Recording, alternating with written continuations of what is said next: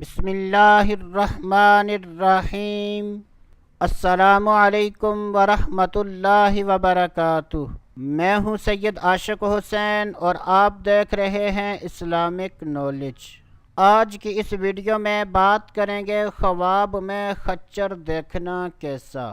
حضرت سیدنا ابن سیرین رحمۃ اللہ تعالی علیہ نے ارشاد فرمایا کہ اگر کوئی شخص خواب میں دیکھے کہ وہ ایسے خچر پر بیٹھا ہے جس پر زین نہیں اور وہ خچر اس کی ملکیت نہیں، تو یہ اس بات کی دلیل ہے کہ وہ شخص سفر کرے گا۔ اگر کوئی شخص خواب میں دیکھے کہ وہ خچر پر بیٹھا ہے اور اس خچر کا یہ مالک ہے، تو یہ اس بات کی دلیل ہے کہ یہ شخص سفر کرے گا اور یہ سفر اس کے لیے فائدہ مند ہوگا۔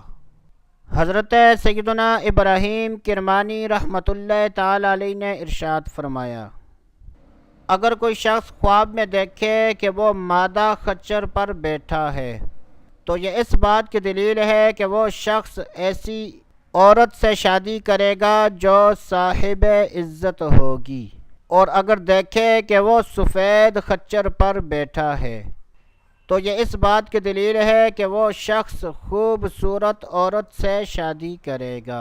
اگر کوئی شخص خواب میں دیکھے کہ وہ سبز خچر پر بیٹھا ہے تو یہ اس بات کی دلیل ہے کہ وہ شخص ایسی عورت سے شادی کرے گا جو کہ پرہیزگار اور دیندار ہوگی۔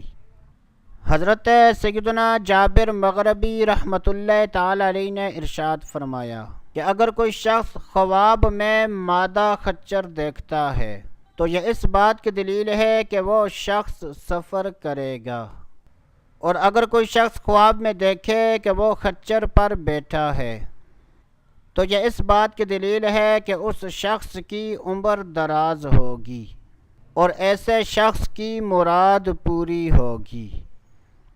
اگر کوئی شخص خواب میں دیکھے کہ خچر اس کے پیچھے دوڑ رہا ہے تو یہ اس بات کی دلیل ہے کہ اس شخص کو غم پہنچے گا۔ حضرت سیدنا اسماعیل اشعث رحمۃ اللہ تعالی علیہ نے ارشاد فرمایا، اور اگر کوئی شخص خواب میں دیکھے کہ خچر اس سے باتیں کر رہا ہے تو یہ اس بات کی دلیل ہے کہ وہ ایسا عجیب کام کرے گا جس سے لوگ حیران ہوں گے۔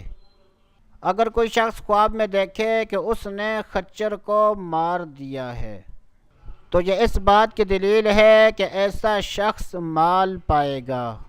اللہ عز و جل سے دعا ہے کہ اللہ عز و جل ہمیں اچھے خواب دیکھنے، برے خوابوں سے بچنے کی توفیق عطا فرمائے۔ تو دوستو ابھی کے لیے اتنا ہی، اگلی ویڈیو تک اجازت، اللہ حافظ۔